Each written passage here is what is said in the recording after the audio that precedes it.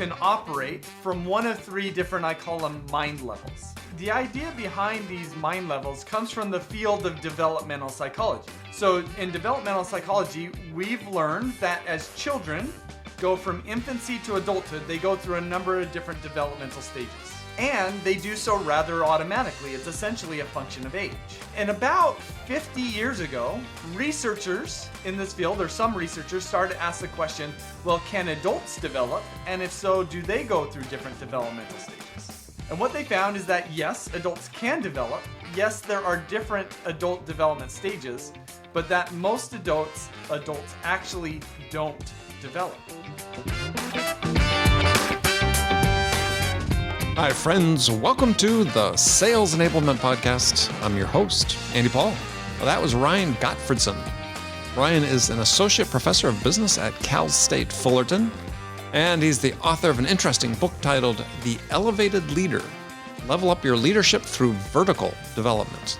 And in our conversation today, we talk about why there are limitations in the leadership development space, as well as in this development of sellers that prevent people from being successful at elevating themselves or their teams. Now, we dig into the unspoken problems affecting leadership development, which is why are most leaders not very effective and why leadership development is largely broken.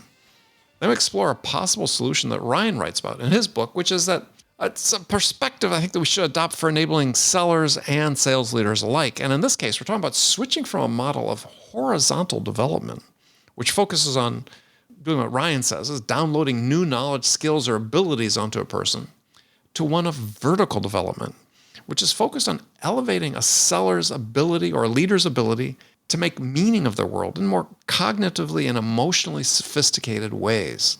It's a very interesting approach. Again, something I think is very applicable to sales development, or development of sellers. So we get into all of that and much, much more. But before we get to Ryan, I want to remind you to subscribe to this podcast on iTunes, Spotify, or wherever you listen to podcasts. So thank you for that. And let's jump into it with Ryan Gottfredson. Ryan, welcome back to the show. Hey, thanks for having me back. I must have done something right the first time to be back. So this is great. Yeah, we did. Actually, it's funny. I was going through, the records, quote unquote, the archives earlier this week. And it's like, people do a good job, come back frequently. I have one guest, I think he's been on the show 9 times. So, got a ways to go, but perhaps we'll get there. So, not quite there yet. Hopefully one day. Yeah, but more books. You're busy. You're putting out great stuff. Well, it's an honor to be a part of. So, yeah. All right. Well, we are going to talk about your newest book that's just out called The Elevated Leader: Level Up Your Leadership Through Vertical Development. But before that, why don't you fill people in? Maybe people didn't hear the first episode you're on, but tell us about you and what you do. Yeah, so I'm a leadership professor at Cal State Fullerton. If you haven't heard of Cal State Fullerton, that's fine. But we do have the second largest business school in the United States. So really? It's great to be a part of that. Yeah. Wow. So okay, didn't know that. Yeah. So we've got a pretty big operation, and then that allows me to do some really deep dives in both my research and teaching focused on leadership and really personal development. And that's where my books come out of. So first book was Success Mindsets that hit the Wall Street Journal and USA Today bestseller list. And then I've got my new book out, The Elevated Leader, and excited to see what happens to that as it hits the universe. Yeah. Well, as you know, I really enjoyed Success Mindsets. I think you did a great job, sort of. At least for me, is creating a real picture of how mindsets work, and sort of sitting at opposite ends of a spectrum and a continuum. I sort of invoke that imagery in my book as well. So that's a good one. I recommend people. And this book also, as you and I were talking before we started recording, also very interesting because it addresses an issue which I think is one that a lot of people sort of, I don't want to say struggle with, but think about is, how do we help people develop in ways that aren't perhaps as tangible outwardly or as measurable, perhaps even outwardly, but are really essential to ultimate success? And I think both of these books, I would like to think, of course I'm biased, but they both present different frameworks that allow us to put labels on things. And there's a lot of power in doing that, because when we have labels for things, then we could introspect about them, right? You're probably familiar with the phrase, you got to name it to tame it. And I think that there's a lot of, at least I've felt that for myself in my own personal development. And so I think what this book does, it allows people to ask and answer several questions that most people never even ask themselves. Like the primary question that this book allows us to ask and answer is, what is my vertical altitude? Well, so you're going to have to give some background to that so people understand. But continue. Yeah. So what we're referring to when we say vertical altitude is, what is the level of cognitive and emotional sophistication that I deal with? So just as we could stack people up from shortest to tallest, if I had a group of people in a room, I could literally stack them up from least cognitively and emotionally sophisticated and to most cognitively and emotionally sophisticated. And the science suggests that if we look at just all adults overall, 2/3 of those people are very low in cognitive and emotional sophistication. That doesn't make them bad people. They're very nice people. I have a lot of family members who aren't very cognitively and emotionally sophisticated, and I like them a lot. But it just, when we aren't very cognitively and emotionally sophisticated, it inhibits our ability to be effective in whatever we're trying to do. And so if we can awaken to where we are at, identify what it looks like to operate at a higher level, then we could start the process of moving the needle there. Right. So what it really speaks to, and I sort of reading the book with a sales and a sales leadership lens on it, and the lessons apply absolutely and directly to it. But that there's, I would say, summarizing to some degree, there's a limit to the value of skill-based development. And in most cases, we probably have reached that limit already for many people. And I think in sales is a perfect example is virtually all sales training is really focused on skill-based training and development. And as one author I enjoy having on my show talks about basically saying, why are we still doing that? For every additional dollar we're investing in it, we're getting 5 cents return or negative return, right? Because we're trying to fill a vessel that's already filled with that particular type of knowledge, if you will. And that's not what's holding people back. Yeah. Can I give you a metaphor that might work there? Sure.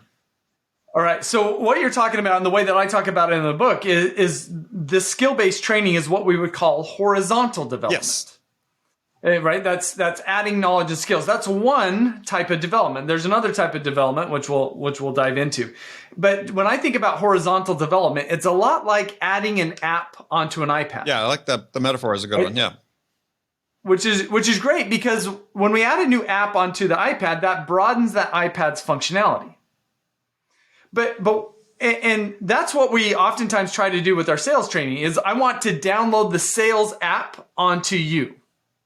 And then we kind of just assume is once you have that app, you're going to be effective. But here's the thing is, I've got downstairs in my house, I've got 2 iPads. One iPad is new. The other iPad is now 8 years old. Oh, my new iPad, I've got no issues with it, right? I go to the app store, I could download whatever app I want. With my 8-year-old iPad, I go to the app store and I try to download an app and I get an error message. And it says, the app you are trying to download is essentially too sophisticated for your iPad's operating system. And I think a lot of times what happens in sales training, sales manager training, is we're downloading good apps onto them, but we aren't investigating what is the quality of their operating system. Mm-hmm. Are they actually able to take this training in and implement it in a really effective way? And that's, I think, something that we're neglecting, is how sophisticated are our sales people's or sales managers' internal operating systems. Yeah. Yeah, no, I agree. I sort of, when you do your vertical versus horizontal, I tend to think of quadrants, right? But I don't know if you meant if you may ever take it that direction. But that is, I think, the challenge, as you described really well, is that people, I think, certainly in the sales world, we're tending to default to things that are more easily knowable, right? I mean, I can quantify something. I've got all this data. But you're really talking about things, we can talk about, cognitive sophistication and, conceptual thinking, divergent thinking, these other things, that qualities that come from that is like, makes a lot of people uncomfortable because it's like, well, I can't measure that. Yeah. Because what we're doing as we talk about, so horizontal development is what we're doing, and what we're missing is what we call vertical development, which is upgrading our internal operating system. And I think just a really simple way to communicate the difference between them is horizontal development is about helping us do more. Right. Vertical development is about helping us be better. So it's a difference in focus from a changing of doing to a changing of being. Yeah. Which naturally is much deeper and, to your point, harder to measure, harder to assess, but vitally more important. Yeah, I mean, I think about, it could be in any job. Obviously we've seen a big shift in things over the last couple of years, great resignation, quote unquote. But, people are sort of uninspired, let's say, by work, is disengaged perhaps. And I think to some degree, and obviously and you write about this in the book, is, the responsibility or the contribution of management to that. But I think also down at the individual level, it's not just, for me, I was thinking about this, not just purely from a leadership perspective, but also, as an individual, investing in taking control of their own situation is, thinking about in this context is that the things that are sort of, I don't say holding me back, but that I find frustrating because maybe I can't achieve at the level I want to achieve is not because I don't know how to do X, Y, Z things, right? It's really this different dimension is I really don't know how to think about X, Y, Z things in a different way. Yeah. So one of the things that I lay out in the book is that what research has found is that people can operate from one of three different, I call them mind levels. Right. And the idea behind these mind levels comes from the field of developmental psychology. So in developmental psychology, we've learned that as children go from infancy to adulthood, they go through a number of different developmental stages. And they do so rather automatically. It's essentially a function of age. And about 50 years ago, researchers in this field, or some researchers, started to ask the question, well, can adults develop? And if so, do they go through different developmental stages? And what they found is that, yes, adults can develop. Yes, there are different adult development stages, but that most adults actually don't develop. Because of why, though?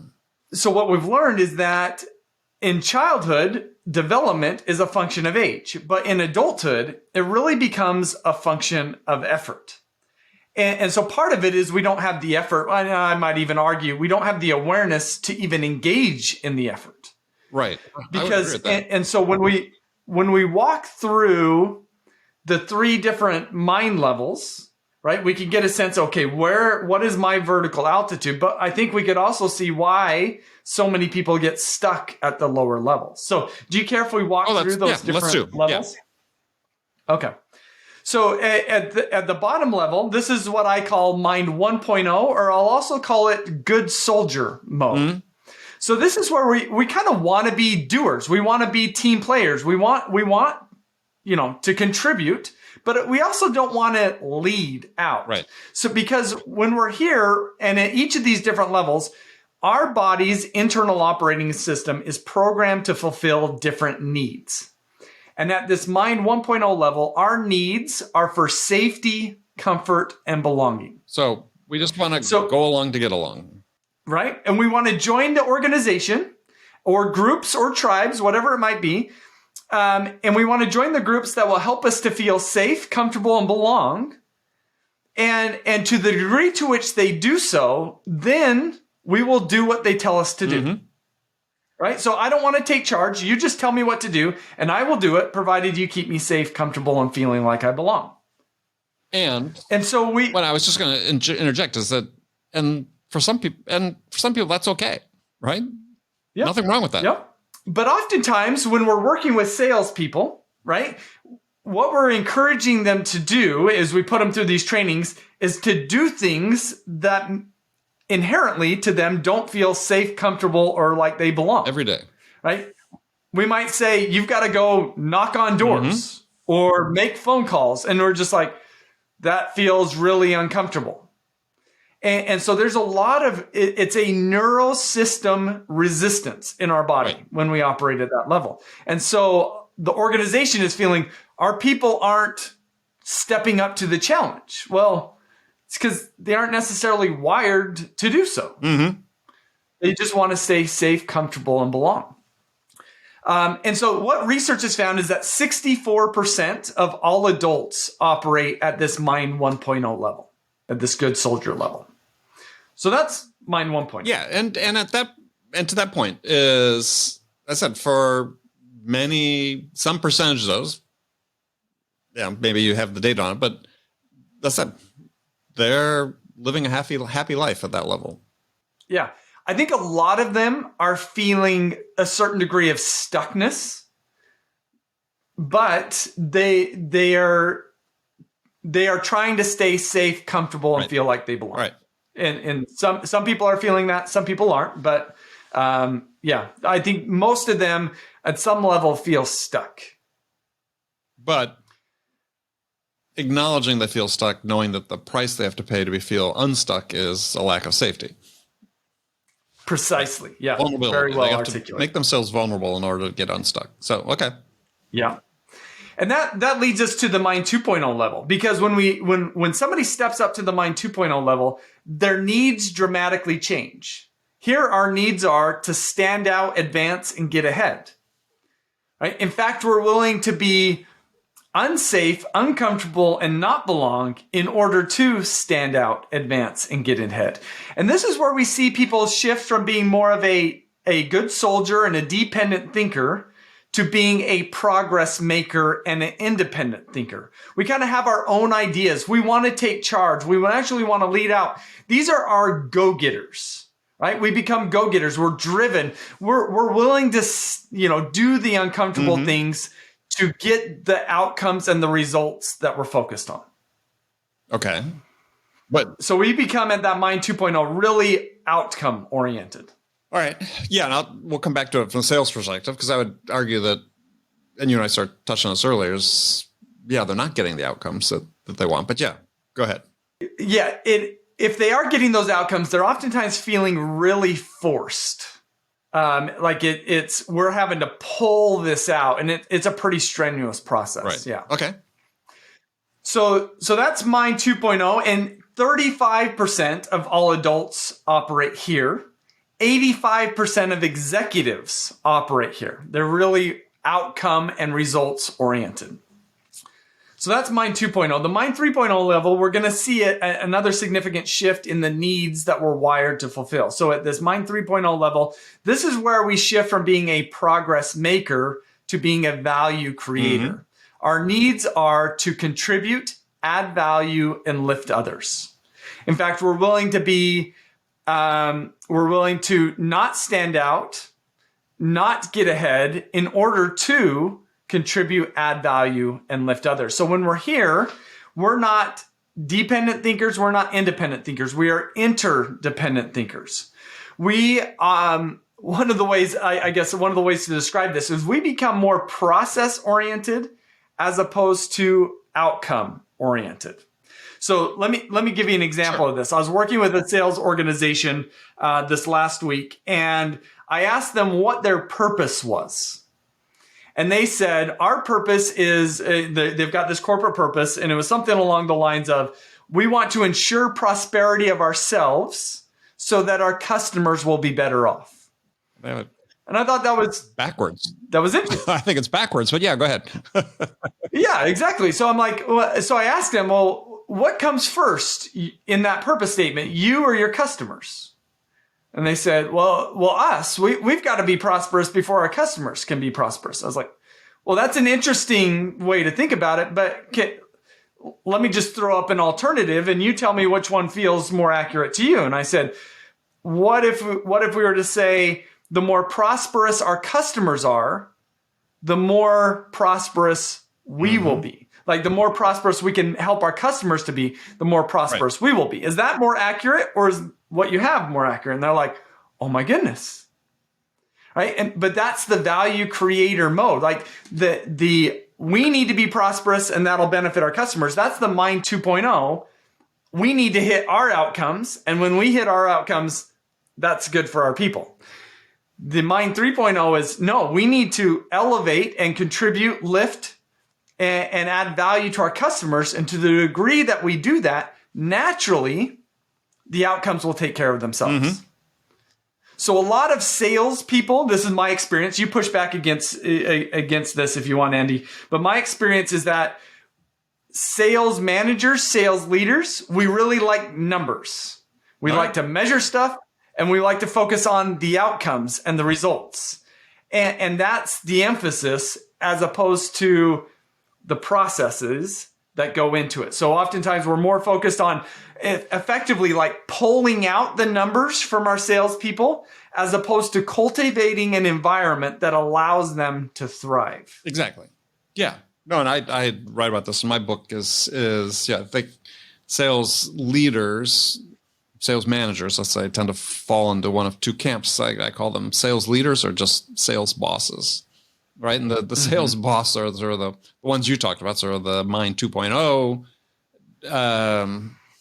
mindset, whereas the leaders are really fall in the camp of your Mind 3.0, where it's, hey, I know that if I can help you as a salesperson get what's most important to you in life, then I'll get what's most important to me. I mean, it's possible. So one of my sort of from Adam Grant, talks about being a giver with an agenda, right? Yes. Yep. So you can be a giver, but you can also have an agenda that has some level of self-interest in it, and that's perfectly okay. So there's a couple of things that come to mind as we're talking about this. One is a personal experience as a customer. So about, I don't know, 9 months ago, I guess it is now, we bought a new car. Yeah. We got our dream car, which is great. But the dealership sent me an email afterwards and they said, rate our customer service. And I gave them a 3 stars out of 5. Okay. And literally within 10 minutes of me submitting my results, I got 3 phone calls back to back. Like the first 2 times I just put them to ignore because I never answer the phone to numbers I don't know. Right. And then finally it's like the third call, I'm like, okay, this must be urgent. And I answer the phone and it's the dealership. Right. And they're saying almost hostile. Like, why did you give us 3 stars? What can we do to have you give us 5 stars? And I said, look, while I love the vehicle we got, the whole entire time, I never felt like a person to you. Mm-hmm. I felt like an object to you. It was really stressful. You put a lot of pressure on me that I didn't think that was necessary. And I just didn't have a great experience buying a car with you. Right. And to me, they're operating in Mind 2.0. We got to hit our numbers. We don't care how the customer feels, but we got our numbers. And I just wish I would have had a dealership that was more of a partner. I felt like more of a partner as opposed to a dollar sign. Yeah. Well, I mean, this idea that you're talking about is the buying experience, right? And increasingly, people are becoming aware of the importance of this. And there have been books written that say, hey, the majority of a buyer's purchase decision is based upon their experience with the salesperson. I mean, in your case, you sort of soldiered through it. But oftentimes, certainly in the B2B world, that's not the case at all. And buyers say, look, we've got a lot of choice. And we don't need to deal with you if this experience is, as you said, feeling pressured and pressurized and persuasion driven and try and manipulate me into getting the deal done. Yeah, and the other thought that comes to mind that is hopefully helpful is I think one of the things about Mind 3.0 people is what I found is that they're really connected to a purpose about creating value for others. There's a sales group that I've been working with that is in the medical sales space. And I asked them, what is their purpose? And every time I ask them that question, they talk about how their purpose is for creating health for the patient. Right. And that's great. And ultimately, I think that's good. But I said, to the sales reps, do you ever talk to the patient? And they said, no, we don't ever talk to the patient. Right. We are always talking to the doctor. The doctor is their customer. And so they've got a purpose that is different than their primary customer. And I'm not saying they neglect the patient. But what I encourage them to do is, what if you were to think about the doctor more and how you can create greater value for the doctor and the doctor's customers? And then the more you can make the doctor successful, then the better off the customers are going to be. And they were just having a really hard time connecting with a purpose related to their primary stakeholder. And that just inhibited them from being in a position in which they could create value. Yeah. They just really didn't even think at that level. And that speaks to the vertical altitude that they were operating from. Oh, absolutely. And speaks a little bit to a process as well from generally what you're sort of digging at, people sort of refer to these days as design thinking, right? Is we're using design thinking because we're not just envisioning our go-to-market motion just through the eyes of our customer, but our customer's customers, right? And if we can incorporate all of that, and if we really understand our customer's customers, then we better understand how to serve our primary stakeholder and customer. Yes. Yep. Well said. Interesting. Yeah. Let's, in the few minutes we have left, though, I wanted to let's dig into how do we help people develop this Mind 3.0, this more, sophisticated, cognitively sophisticated, emotionally sophisticated view of the world, which requires embracing ambiguity to a large degree, which is scary for people. And I like the way you sort of conceptualize it in the book. Is a quote from these authors, Anderson and Adams, saying the development of leadership effectiveness must, at a minimum, keep pace with the rate of change and the rate of escalating complexity, which I think is a really great statement, right? Is if you're trying to sell, if you're trying to lead, whatever, is that you have to continue to grow at least as fast as these factors are growing within your market. Yes. Yep. And we can't, and this is one of the things that when I work with sales organizations, one of the things that they struggle with is they have in their mind what they believe to be a proven formula. Oh yeah. This has worked in the past and we assume that it will work in the future. But that's when we're seeing increased competition, greater complexity in the marketplace, rapidly changing customer interests and needs. That means that we have got to be more willing to let go of what we've done in the past and grab hold of something new that'll work in the future. Mm-hmm. And the people who operate at the lower vertical development altitudes really struggle with that letting go and then grabbing hold of the new aspect. And I think that speaks to, hopefully adds a little bit of color around that quote and how we think about it. So but how do you train this, right? I mean, it's one thing to say, look, we're training or develop. I'll get away from train, just say develop. Is look, when I'm doing basic sales training, I get it, right? I mean, as I'm saying, as somebody from a leadership perspective, it's relatively finite. It's relatively well defined. It fits into our process a certain way. We know it sort of somewhat works predictably at a certain level. Yeah, here we're talking about things that are much harder, right? From a conceptual standpoint. Yeah. And I sort of think of this in the context, let's say, of sales, a famous book, The Challenger Sale. where, the idea is that as a seller, you're challenging, not surprisingly, the buyer in certain aspects in terms of, I think, is there a different perspective you could bring and think about the challenges or the problems you're trying to solve for.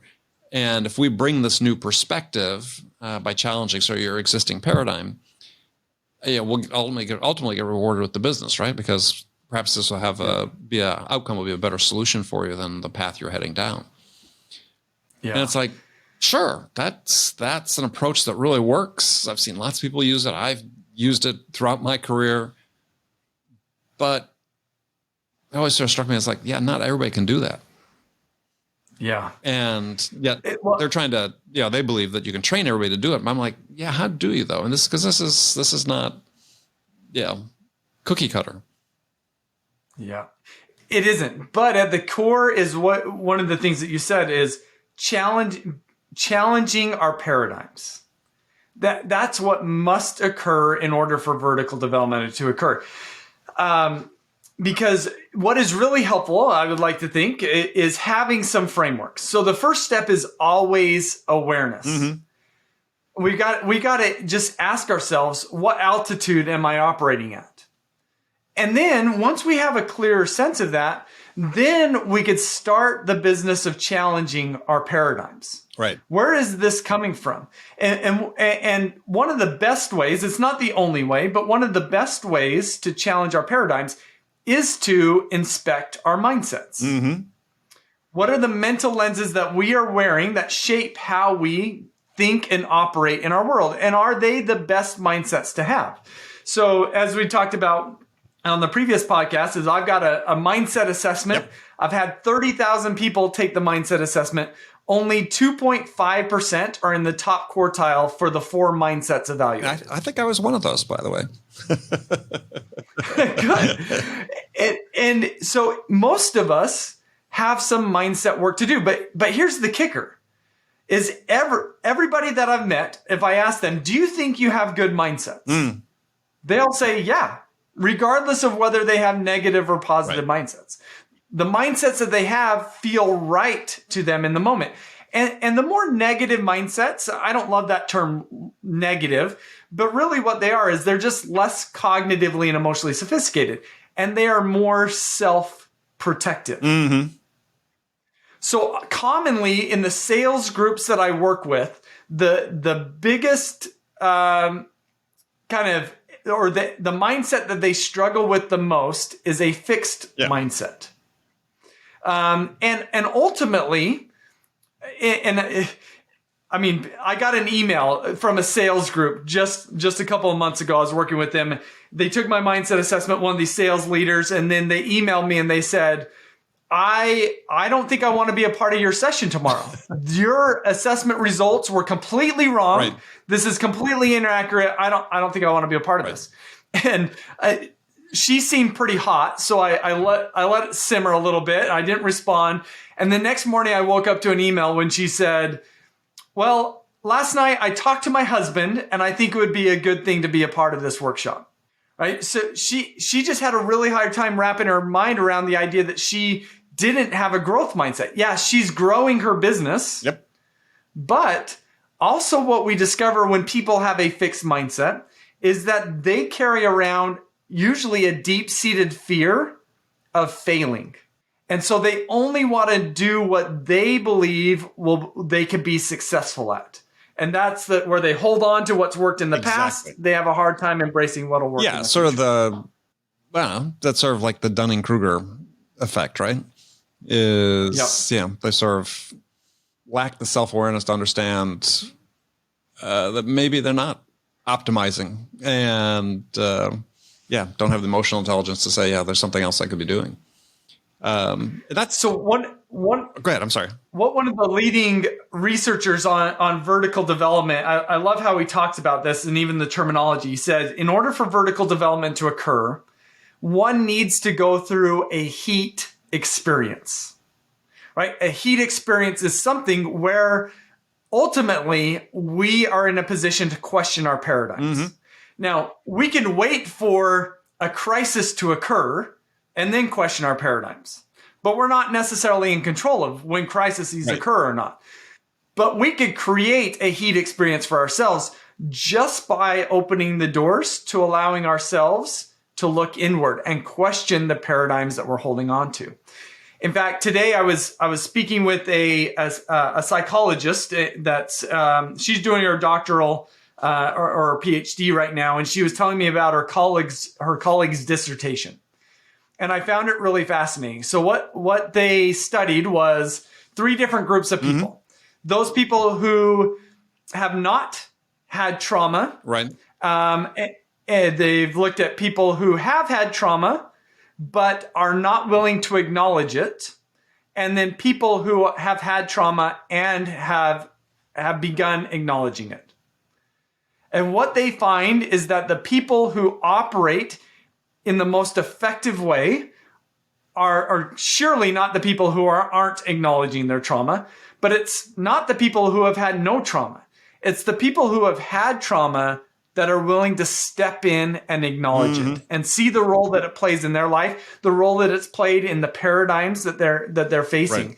And I think that that's what I've learned as I've worked with the most really vertically developed people, is they have, in their course of their vertical development journey, developed an ability to step in to the messiness of even their life. Mm-hmm.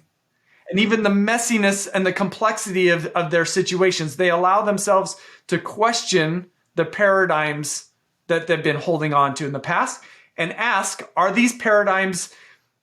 questions. Are these paradigms serving me?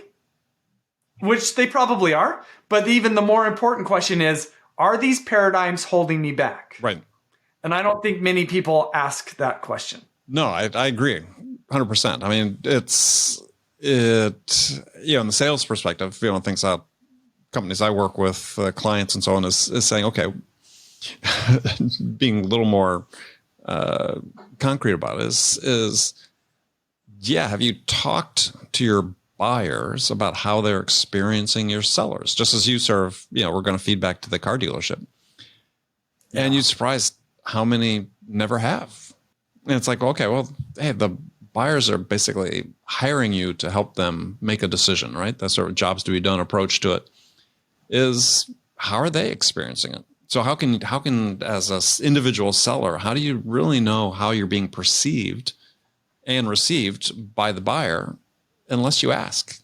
And just because you're maybe hitting your numbers, you could still be quite suboptimal in that regard. And unless you ask, unless you're willing to explore, you'll never know. And you correct me if I'm wrong, but my hunch is that they don't ask the buyers those questions because ultimately there's a fear of what they might feel. Oh, yeah. No, absolutely. Right. Right. And so there's this self-protective fear. That's that fixed mindset coming out. Yeah.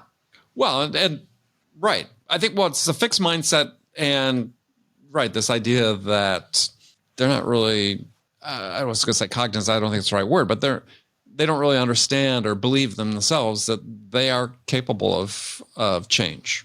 Yep. So the fear of being challenged is the fear that, I'm locked into this. I don't think people can change like themselves, right? I am the way I am type thing, which is, the very definition of a fixed mindset. Yeah. Interesting. Okay. Well, Ryan, I know you gotta jet off here. Really appreciate you spending the time. So if tell people where they can find the assessment, the mindset assessment, because I didn't mean to be bragging earlier, but I really like that.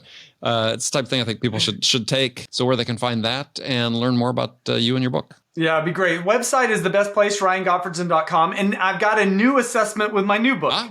So it's a vertical development assessment. So both of these are designed to give us somewhat objective data about the quality of our mindsets or our altitude in terms of our vertical development. And with objective data, I think it helps kind of put our foot in the door in terms of doing some of this deeper introspective work and questioning the paradigms that we have. So I hope it could be beneficial to the listeners. So that's at RyanGottfredson.com. And then, of course, if anybody wants to connect further, LinkedIn is a great place to do so. Perfect. All right, Brian, thank you so much and good luck with the book. Okay, friends, that's it for this episode. First of all, I want to thank you for taking the time to listen. I'm so grateful for your support of this show. And I want to thank our guest, Ryan Gottfredson, for sharing his insights with us today. If you enjoyed this episode, please subscribe to this podcast, Sales Enablement with Andy Paul, on iTunes, Spotify, or wherever you listen to podcasts. So thank you for that. And thank you so much for investing your time with me today. Until next time, I'm your host, Andy Paul. Good selling, everyone.